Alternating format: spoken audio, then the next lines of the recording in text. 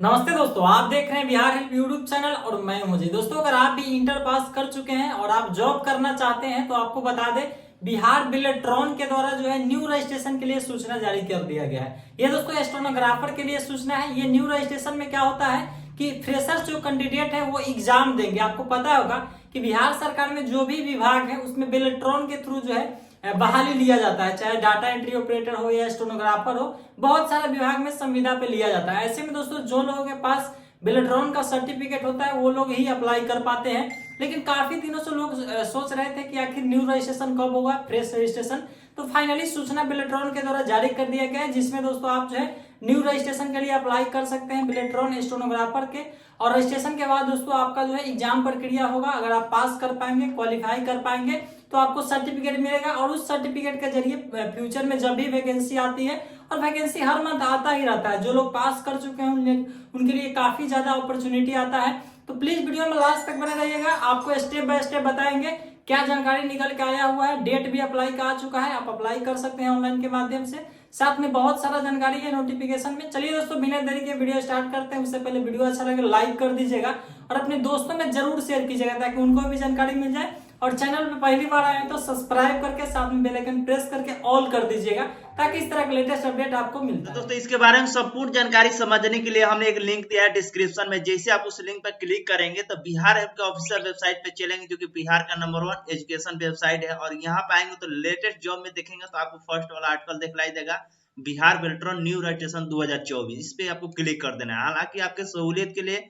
Description में हमने direct link इसी वाले पोस्ट का दे रखा है, ताकि जिससे आप उस पर क्लिक करेंगे इस वाले पोस्ट पे चले आएंगे। अब इस वाले पोस्ट पे आने के बाद हर एक जानकारी बता दिएगा, समझा देगा, तो आप यहाँ से पढ़ भी सकते हैं, समझ सकते हैं। चलिए हम आपको सीधे तौर पे इसको लेकर जो भी ऑफिशियल जो नोटिफिकेशन रिलीज किया गया है उसके आधार पर हम आपको बता देते हैं क्या इसका एग्जाम पैटर्न रहने वाला है, कब से इसको आवेदन प्रक्रिया होगा और क्या आपका एप्लीकेशन फिर लगने वाला है। संपूर्ण जानकारी बताएंगे। तो यहाँ पर भी जानकारी दिया गया है, तो आप पढ़ सकते हैं। चलिए नीचे के स्क्रॉल डाउन करेंगे तो यहाँ पे महत्वपूर्ण लिंक का ऑप्शन दिया गया है, जहाँ पे ऑफिशियल जो नोटिफिकेशन का लिंक है यहाँ पे भी आप डाउनलोड कर सकते हैं, जो कि देख सकते हो शॉर्ट नोटिस दिखाई दे रहा है। इस पे आपको क्लिक कर देना है। अब जैसे आप इस पे क्लिक करेंगे तो इसको लेकर जो भी शॉर्ट नोटिस जो रिलीज किया गया आपके डिस्प्ले पर दिखलाई देता है। आपके डिस्प्ले पर शॉर्ट नोटिफिकेशन दिखलाई दे जो कि बेल्ट्रॉन के जरिए रिलीज किया गया है। इसमें बताया गया स्टेनोग्राफर यानी असुलिपिक हेतु ऑनलाइन रजिस्ट्रेशन हेतु सूचना जारी किया गया। यानी जो भी पोस्ट के लिए मतलब रजिस्ट्रेशन शुरू किया जाएगा उसका नाम है स्टेनोग्राफर यानी असुलिपिक है, उसके लिए ऑनलाइन रजिस्ट्रेशन हेतु सूचना जारी किया गया है। बताया गया Bihar state electronic development corporation यानी कि बेल्ट्रॉन मैन पावर एजेंसी के माध्यम से राज्य सरकार के विभागों, कार्यालय, निकायों की अधियाचनाओं के विरुद्ध संविदा के आधार पर स्टेनोग्राफर यानी असुलिपि की सेवा उपलब्ध कराने के लिए अभ्यर्थी को सूचीबद्ध करता है। यानी कि आप सभी लोग पता होगा कि बिहार में बहुत से ऐसे विभाग है, जैसे कार्यालय है, जो कि बेल्ट्रॉन के जरिए डाटा एंट्री ऑपरेटर को लिया जाता है। उसी प्रकार से स्टेनोग्राफर के लिए ऑनलाइन आवेदन करने को लेकर ये सूचना जारी किया गया बेल्ट्रॉन के जरिए। अगर आप इसमें क्वालिफाई कर लेते हैं तो हो सकता है कि भविष्य में अगर कोई ऐसा वैकेंसी आए कि जो संविदा के आधार पर लिए जाए बेल्ट्रॉन के जरिए, बिहार के अलग अलग जो ब्लॉक होते हैं अलग अलग जिले में, तो इस आधार पर अगर आप क्वालिफाई किए होंगे तो हो सकता है कि आपका जॉब लग जाए। इसमें उसी को लेकर ये रजिस्ट्रेशन को लेकर आने की सूचना जारी किया गया है। बताया गया इससे हेतु इच्छुक अभ्यर्थी रजिस्ट्रेशन किया जाता है और इस गुणवत्ता परीक्षा के पश्चात ही सफल अभ्यर्थी को सूचीबद्ध किया जाता है। अब इसको लेकर बात कर रहे थे, देख सकते सबसे पहले यहाँ समझिएगा, संविदा के आधार पर सेवा देने इच्छुक हेतु 10+2 पास, यानी कि अगर आप इंटरमीडिएट पास है किसी भी सब्जेक्ट से तो आप इसमें आवेदन कर सकते हैं। साथ साथ कंप्यूटर तथा हिंदी अंग्रेजी टाइपिंग भी आपके होना चाहिए।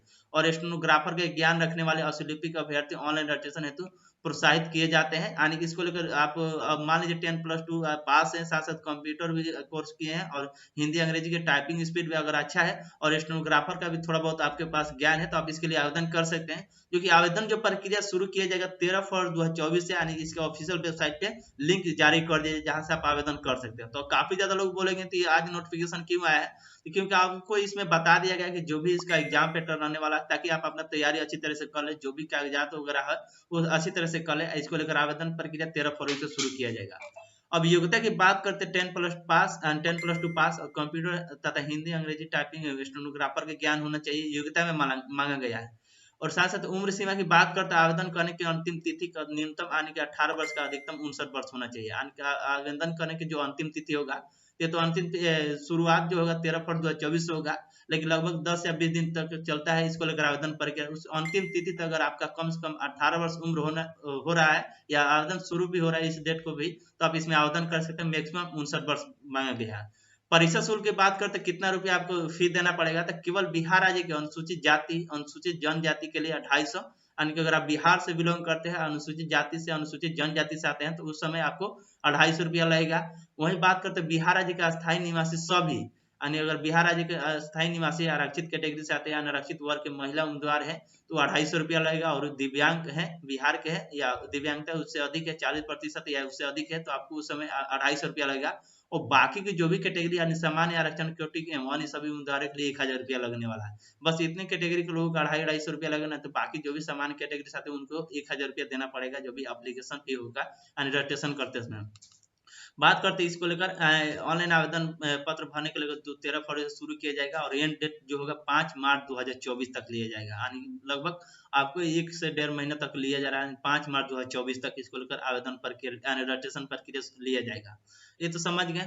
अब बात करते हैं इसको लेकर एग्जाम किस आधार पर होगा, तो बताया गया अभ्यर्थी के लिए कंप्यूटर आधारित यानी MCQ यानी मल्टीपल चॉइस क्वेश्चन के आधार पर आपको परीक्षा ली जाएगी, जो कि syllabus national institute of open schooling यानी NIOS के डाटा एंट्री ऑपरेटर के सिलेबस कोड संख्या 336 के समान ही होगा, जो कि इसके लोग जो भी डाटा एंट्री ऑपरेटर के आधार पर जो भी सिलेबस होता है उसी मतलब आधार पर इसका भी मतलब सिलेबस रहने वाला, जो कि NIOS के यानी कि जो भी है national institute of open schooling के डाटा एंट्री ऑपरेटर का जिस तरह एग्जाम होता है उसी आधार पर ये भी एग्जाम होगा, जो भी इस वाले वेबसाइट पर उपलब्ध है। आप कहेंगे तो इस पे कि हम वीडियो ला देंगे कि क्या क्या इसका एग्जाम सिलेबस वगैरह रहने वाला है, कमेंट जरूर करिएगा अगर आपको चाहिए तो, नहीं तो आप समझ गए होंगे।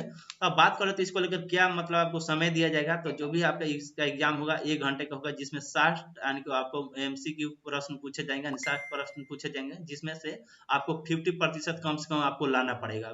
ज्यादा भी लाएंगे तो आपके लिए अच्छी बात है, यानी कम से कम 50% तक अंक लाना आवश्यक होगा, ये भी आप समझ गए। अब बात लेते हैं कि टाइपिंग टेस्ट आपको कब देना पड़ेगा, तो बताया कि MCQ परीक्षा के पश्चात उचित अंतराल के बाद टाइपिंग की दस्ता परीक्षा उसी दिन ली जाएगी, यानी जिस दिन आपका MCQ जो भी होगा यानी मल्टीपल चॉइस क्वेश्चन के आधार पर जो भी आपका एग्जाम लिया जाएगा उसी दिन आपका टाइपिंग टेस्ट भी लिया जाएगा। देख सकते हैं MCQ परीक्षा के पश्चात उचित अंतराल के बाद टाइपिंग की दस्ता परीक्षा उसी दिन आयोजित की जाएगी, और हिंदी और अंग्रेजी दोनों टाइपिंग की दस्ता परीक्षा कंप्यूटर पर ली जाएगी, आपको जो भी है सिस्टम पर लिया जाएगा। हिंदी अंग्रेजी के टाइपिंग स्पीड आपको जांचा जाएगा, और प्रत्येक टाइपिंग परीक्षा टेस्ट के बीच एक अंतराल भी होगा, यानी कि अगर आप हिंदी दे देते हैं इंग्लिश के लिए आपको थोड़ा बहुत रुकना पड़ेगा, उसके बाद आपको हिंदी में माने अंतराल जो भी आपको दिया जाएगा कुछ समय दिया जाएगा आपको। और बात करें उसी दिन हिंदी और अंग्रेजी की अश्वलिपि परीक्षा ली जाएगी, और जिसमें हिंदी या अंग्रेजी अश्वलिपि की वांछित गति 70 यानी WPM होगी तथा 20% इरोर की छूट दी जाएगी उसमें। अश्वलिपि का परीक्षार्थी केवल हिंदी और अंग्रेजी अथवा दोनों अश्वलिपि परीक्षा में बैठने की स्वतंत्रता होगी, आप इसके लिए आवेदन करते हैं। तो स्टेनोग्राफर टाइपिंग परीक्षा के मूल्यांकन केवल MCQ क्वालिफाइड अभ्यर्थी को ही किया जाएगा, यानी MCQ जो भी एग्जाम होगा इसमें अगर क्वालिफाई कर लेते हैं तो आपका हिंदी और अंग्रेजी के जो भी है टाइपिंग जो भी है टेस्ट ली जाएगी। अब बात करते हैं इसमें जो जानकारी दिया गया है अश्वलिपिक परीक्षा अंग्रेजी या हिंदी के प्राप्तांक अंक मेगा सूची के आधारित पैनल बनाई जाएगी, तथा विभाग कार्यालय निकायों के प्राप्त अधिसूचना के विरुद्ध पैनल के प्रतिनियुक्ति में से 100 पॉइंट आरक्षण रोस्टर के अनुसार आरक्षण का लाभ भी दिया जाएगा, यानी कुछ आपको आरक्षण का भी लाभ इसमें मिलने लगेगा। ये सब जानकारी है, यानी कि इसको लेकर जो आवेदन प्रक्रिया शुरू होगा आपको बता ही दिया, यानी कि 13 फरवरी से लिया जाएगा। अब इसमें आवेदन आप कर सकते हैं, बस बेसिक जानकारी कुछ दिया गया है जो कि आपको हम बता ही दिए। वीडियो आपको यूजफुल लगा हो तो लाइक करिएगा और ज्यादा से ज्यादा शेयर करें ताकि और भी लोगों को जानकारी मिल सके। आपको और भी इसके बारे में जानकारी चाहिए तो इस वेबसाइट पर आप विजिट कर सकते हैं, जहाँ पे हर एक जानकारी तो बता ही दिया गया, समझा दिया गया, तब एक बार इस पर भी विजिट कर सकते हैं। वीडियो आपको अच्छा लगा तो लाइक करिएगा और ज्यादा से ज्यादा शेयर करें ताकि और भी लोगों को जानकारी मिल सके।